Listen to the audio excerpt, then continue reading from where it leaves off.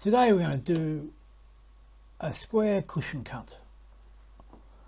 I've been looking around for ages to have a decent square cushion cut that performs well. I haven't found one really to my satisfaction, so I've decided to try to design one.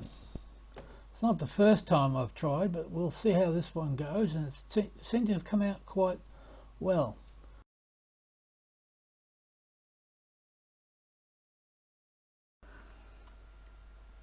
P1 facet is on 44.5.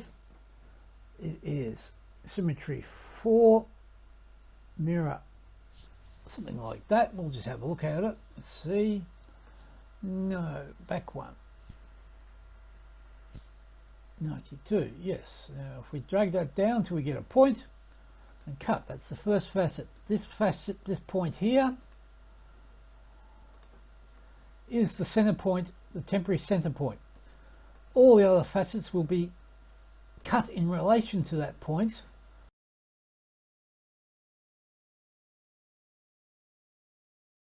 As we cut through the sequence, everything is going to be cut in relation to that temporary center point. Now the next facets are going to be the girdle facet, so we'll set it up at 90. We'll drag it in. Turns it into a roughly like an octagon. Cut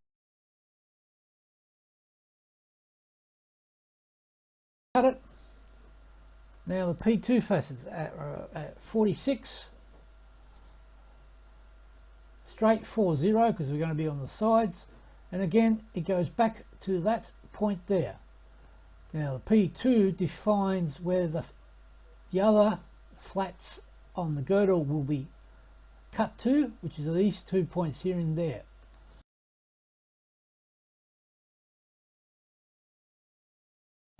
So if we go back and set this back to 90 and meet it at that point there, there is the G2 facets.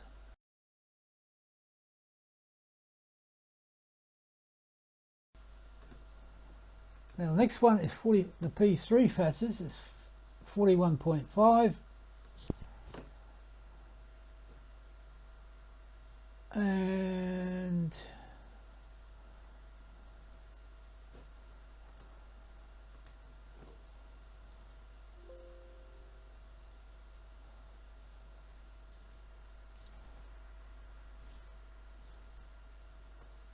that's what we want. Now this cuts down the temporary center point to a new center point, but it's still, because it's going back to this point here, it's still in relation to the original temporary center point. Cut that. Okay. Next facet is at 40.5. And that is going to be the P4 facets, which should meet at that point there. Now, like that.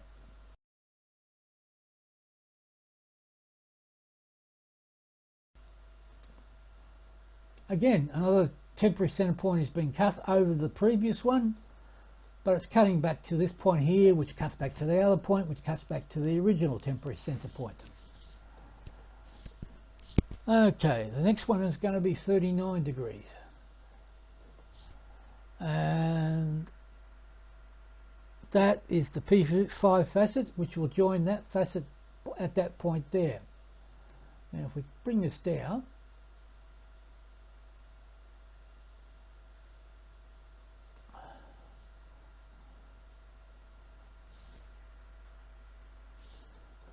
and then meet it, it creates that facet there. Again, a new temporary center point is created, but it's because it's relation to this facet and that center point, it all relates back to the original one.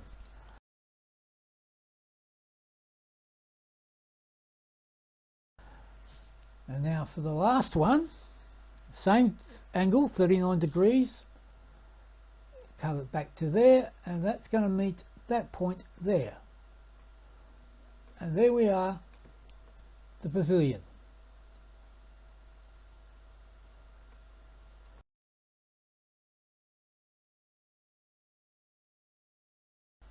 At this point here, see how this is all green, which means it's all windowing. That's because it's set to RI 1.54 quartz, but I want it for topaz, so I'm going to set it to topaz. That looks a lot better, nice, bright and sparkly.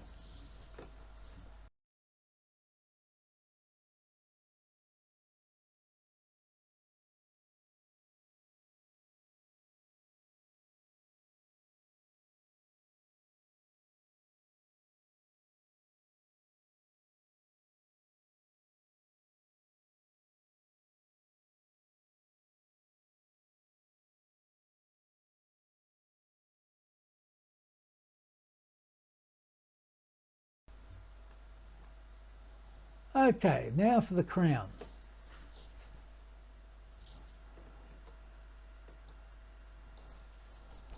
Alright, the first facet, we'll go to the crown. The first facet is going to be 33.5.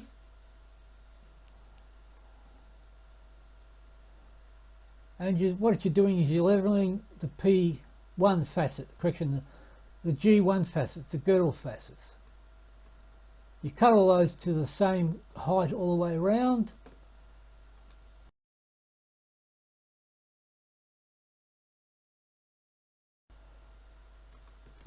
And the next facet is the 33.4,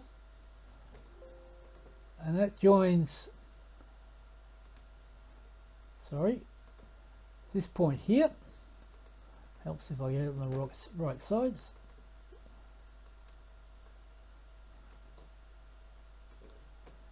And that creates that facet, which is the C2 facet.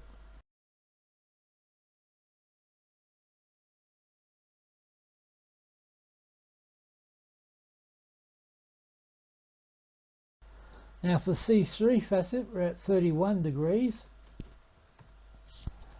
And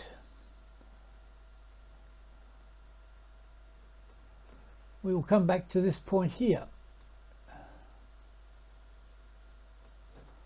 I'll just make it meet. Perfect.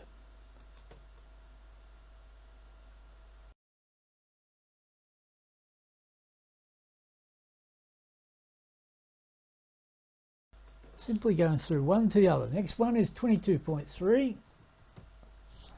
and this is a wider angle.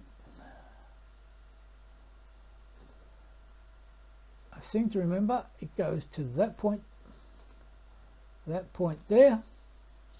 No, we'll just drag it down and see what happens. Ah, that's right, it goes to the corner. Perfect.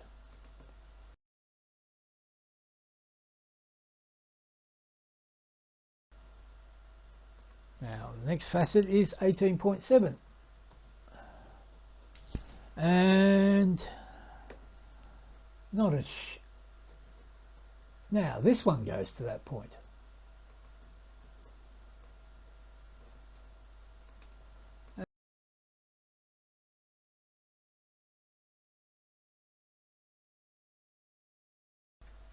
Well, the next facet is the C6 facet. We set it to 14.2. No mirror this time, and go straight to that point there.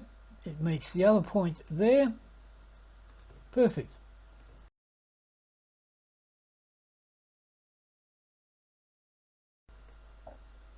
That's all the angled crown facets. Now we set it to 0. Bake the meat there, and there is the table.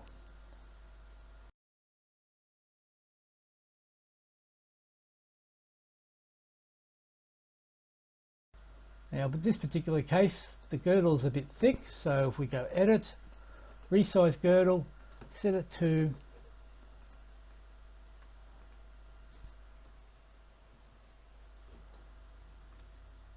5 is what I usually set it to, and it gives a nice pattern. Now if we just test the tilt performance,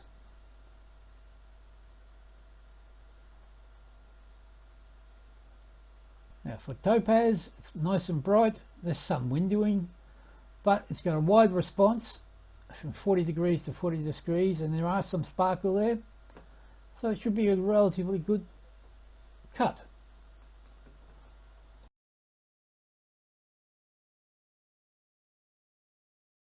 Here's one I prepared earlier. Here we have